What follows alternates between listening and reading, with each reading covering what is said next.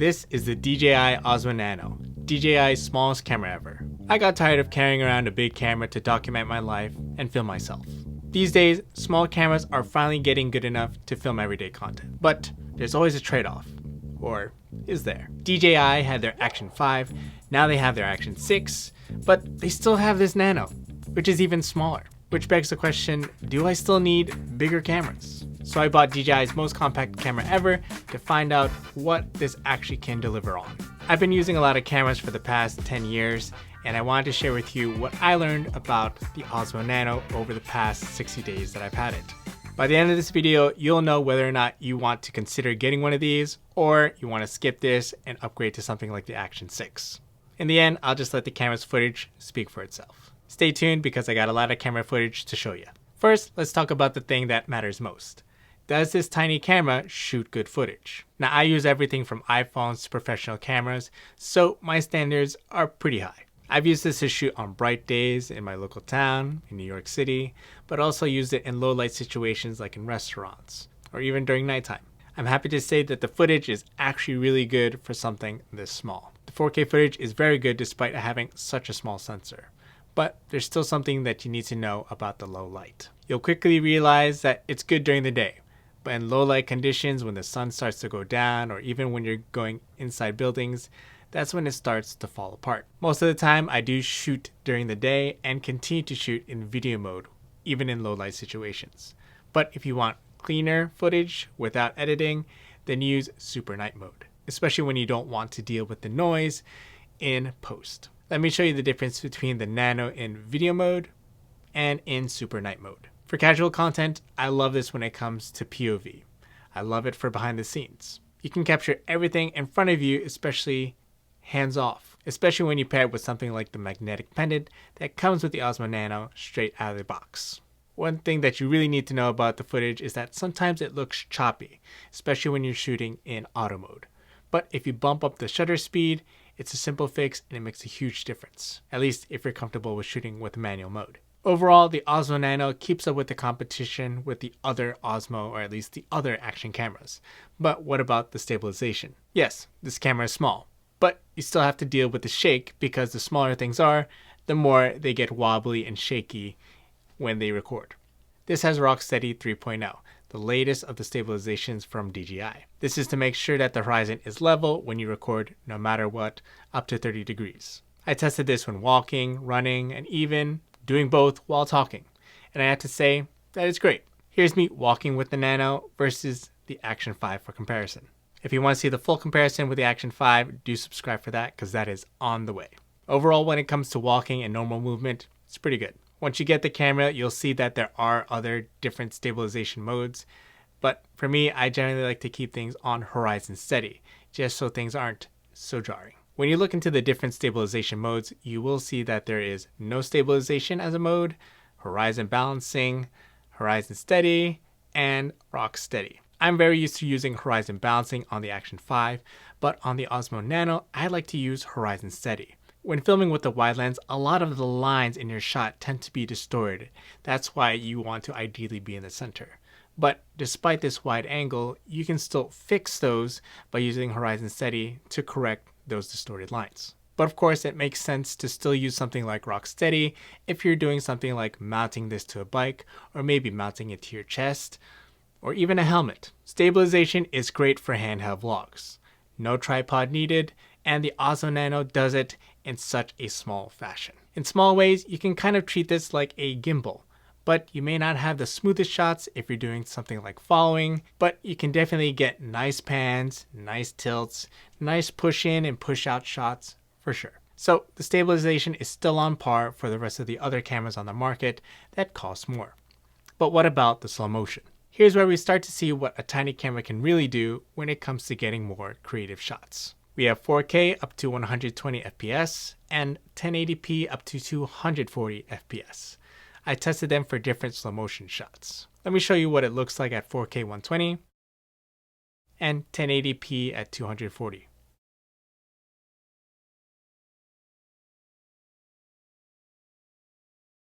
There is 4K 60 FPS as well, and it's definitely the sweet spot in between all these other slow motion or at least high frame rate modes.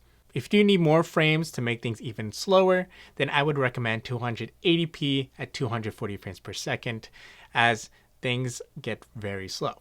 The one thing that you should know is that if recording for a long time, this will overheat. So if you're thinking of taking long takes or recordings with something like a ceremony, then stick to recording at 24 frames per second or record in smaller clips for higher frame rates. I tested 4K 60 frames per second in video mode during a pickleball session and it did not overheat. But it was also cold outside at 50 degrees Fahrenheit. So despite the small camera, the frame rates are still good for what it offers. But what was it like for me to actually carry it around? Was it bothersome or did it fit right where it needed to be? One of the first things I tested was how it would fit in my daily bag. At the time of using this camera, I was using the Nomadic 5-liter sling and it fits pretty well. All the accessory fits into their one compartment while this fits into a smaller compartment off to the side. I carry around things like articulating arms, selfie sticks, and extra batteries, or in this case, a battery bank. So everything fit pretty well. So the portability is great, but if there's anything that you need to know when carrying this around, it's how to get this camera ready when you're actually ready to shoot, especially when you separate the camera from the vision dock. When we take the camera out, it's easy to go ahead and hit record. You have two record buttons, one on the vision dock and one on the camera itself. You have features like double press to start recording, or you can change it to do something else like photos. You can learn more about these settings from my setup video down below. Although this camera is great for packing away, you may not even want to do that because most of the time, if you want to film POV shots, you could just attach it to your magnetic pendant. And then later on, you could just detach it, hit record, and then put it back or even change the orientation. So you may not even need a bag at all. Just put the vision dock in your pocket and you're good to go. In addition to videos, the photos are also good. And if you need more control, you could always shoot in RAW. So that's a nice feature to have. And when you want to switch to video, you can do that with hitting the side button on the vision dock, or set a double press feature to start recording on the camera. My favorite thing is that you can see yourself on the vision dock while the camera is somewhere else. There's no more guessing if you're in frame or not. The workflow is just so great when you go film yourself and try to get creative and sticking this in places just to get different angles. DJI just updated it so that you can preview your shot through the vision dock even while the microphone is connected. You couldn't do that before. However, the preview still goes away once you actually hit recording on your DJI microphone. Now the portability definitely beats any other camera that you have. But just because it's small, does that mean that you should be babying this camera as if it's so delicate? Or should you be treating it like a rugged action camera? The answer is kind of mixed. This camera is only 50% tough. I mean, you hold it and it's plastic, it's got a good weight to it at 46, 49 grams, but it's only the top portion that is able to be waterproof. The bottom camera is not. Do not go swimming with this or you will ruin the setup. If you need a little bit more protection with this, it does come with a plastic case that also still fits when you attach it to the vision dock. But if you want more protection around the whole unit, the top and the bottom, then you do need to consider getting something like a camera cage, which I talk more about along with other accessories for this camera down in the description. For daily content creation, it's durable enough even if you do happen to drop it. Just note that you can buy a new lens if you happen to break that, but I can't say the same for the screen. Mine has a tempered screen protector, so that does help. Keep in mind that fixing stuff in the US right now when it comes to DJI products is troublesome just because it's not supported right now because DJI has issues with the United States. I would normally treat this like any other action camera, but because only half of it is waterproof, I do tend to baby it a little bit more. Or at least take the moment to pause and remember to detach before I start getting a little too creative. Another thing to note is how strong these magnets really are. You can magnetize it from the bottom of the camera, but also from the back of the camera. So that does give you different mounting points with or without the included accessories. When I was around New York City, I would try to see what this could actually magnetize to. So sometimes I was like putting this on signs and maybe on the edges of some buildings. So it's quite interesting to see what kind of angles that you can get with this. And if you can't attach by magnet, you can use the included suction cup, and depending on the surface, it might actually work. Honestly, I haven't used it that much just because I personally don't trust it. I'm not confident to stick it on certain surfaces, so I just stick to the magnets. No pun intended. For me, the build quality matches the price. It's great to have any waterproofing at all, as they could have chosen not to have supported that. So I believe that the build quality does match the price. But how much more could we push it with the battery life? Now, this is where the first major downside of this camera begins to show. This camera does not come with a replaceable battery. In order to charge this camera, you gotta plug it directly with a USB-C cable. Internally, the battery is marketed to last for 90 minutes itself, but the Vision dock can extend that life up to 200 minutes, at least on paper, probably even standby mode. Here are the record times that I got for continuous recording. I just set this up in my room, hit record, and decided to see how long it could last. Personally, I prefer not to carry around a battery bank just to charge around my camera, but these days I carry one anyway just because I might have to charge my phone and maybe a battery in a tight situation. For me, this is the only camera, aside from my phone, if you count that as a camera, that I actually don't have spare batteries for. Whether or not that's going to be an issue for you, it's just something to consider. But besides that, I noticed something interesting with how the Vision dock works and how it charges the camera itself.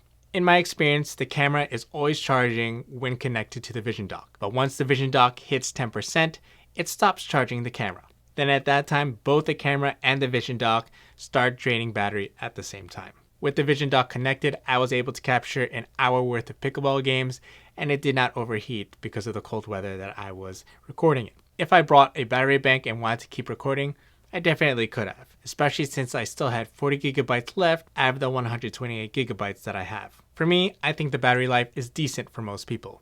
But if you're recording something like a concert or something that goes over an hour, then you're probably bringing along a battery bank anyway.